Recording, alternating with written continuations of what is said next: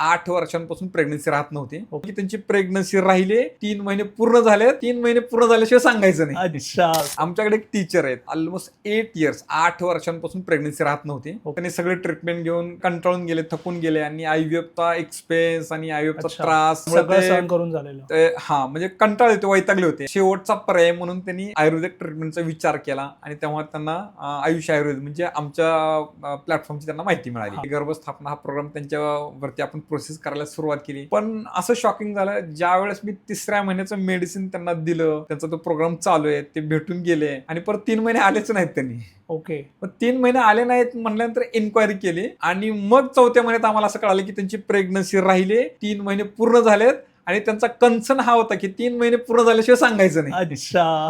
त्यावेळेस गमतीने मी म्हणलं डॉक्टरांना तुम्ही सांगितलं पाहिजे कारण UPT पॉझिटिव्ह आली आणि खूप सारे मेडिकेशन्स असतात. डॉक्टरांपासून हे तुम्ही नाही लपवायचं, पण सोसायटी पासून नक्की तुम्ही त्या गोष्टीचा ते तुम्हाला वाटतंय नका काळजी घेतली पाहिजे आणि ती योग्य पण आहे, ती शास्त्रीय पण आहे की ते पब्लिकली न सांगणं.